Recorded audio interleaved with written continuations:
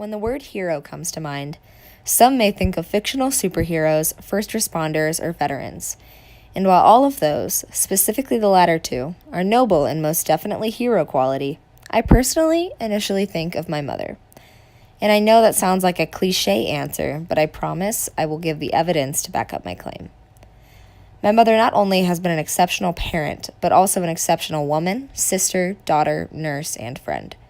Because of this, I'm going to take a minute to acknowledge her awesomeness and appreciate the force of nature that is Jeannie Mead. My mother was born on July 14, 1959. Had she been born in France, it would have been Bastille Day, a day to celebrate freedom and sacrifice. In my mind, perhaps this was some kind of celestial sign from the world that this little girl was going to grow up with those principles in mind. She was born into a loving middle-class family with an older brother and sister, a God-fearing mother, and a father with the words hard work branded in his psyche. When she was 7, her youngest sister Betsy was born, and she instantly became her protector and loved her more than anything, including her patent leather shoes, and those were number one.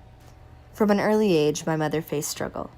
On her 12th birthday, she dealt with the first of many health-related problems. Her growth plates in her hips had ruptured. She had to get pins put in them and was on crutches the whole summer. When she was 16 years old, on a family vacation, she was raped by a boy she went on a date with. Unfortunately, this was not the last time she would have to struggle with sexual assault and its effects. In her early 20s, she was kidnapped by a group of young men, raped, and then they threatened to kill her. But she was able to escape and survive. She went on to nursing school and became a traveling nurse, serving patients around the country, as well as garnering several stories along the way.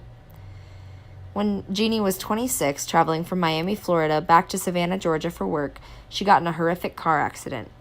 She was ejected through the windshield and landed in the median, while the car rolled several times, eventually making its way to the side of the road on the opposite side of the highway.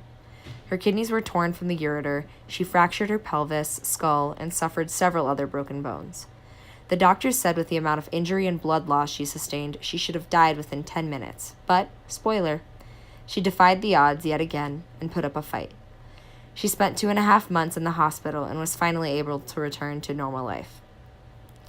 After settling down in North Carolina, she got married to a man named Joel, who, another spoiler, not my dad. It was good for a while, but then things weren't really working, so it goes, and the two were divorced after a 5-year-long marriage.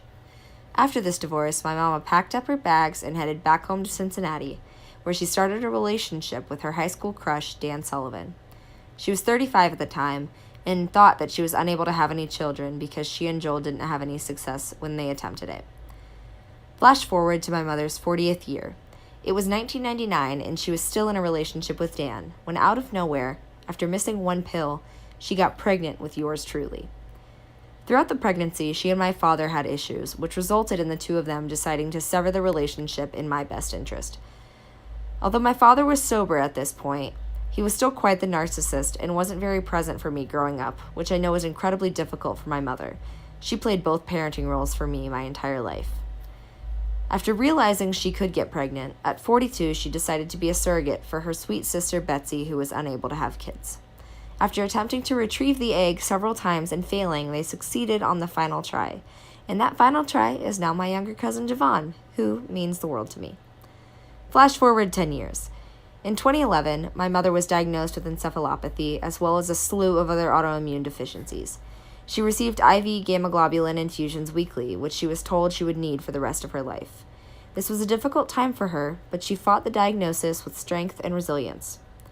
In 2016, after multiple battles with work, insurance companies, short-term disability, and worsening health, my mother found out the biggest culprit of all of her issues. She had Lyme disease all along from a tick bite in 2011. After doing a month-long round of continuous antibiotics, things began to look up slightly.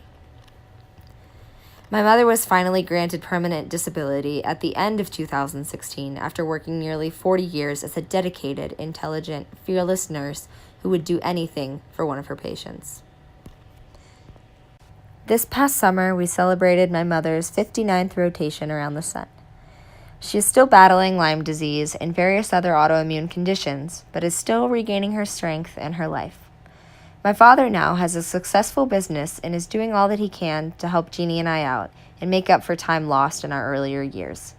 He has changed drastically, and I am incredibly thankful that he and my mother have such a wonderful friendship now, because that's what she's deserved all along. The name Jeannie Mead to me is synonymous with hope, strength, courage, wisdom, and heroism. Not only has she guided me and allowed me to flourish into the young woman I am today, but she has done so for countless others throughout her life thus far. Through all of her struggles, I still hope that one day I can be half the woman she is. There isn't a second I take her for granted, and I am so grateful I got to embark on the adventure of life with Jean as a guide. I will love you forever, my hero.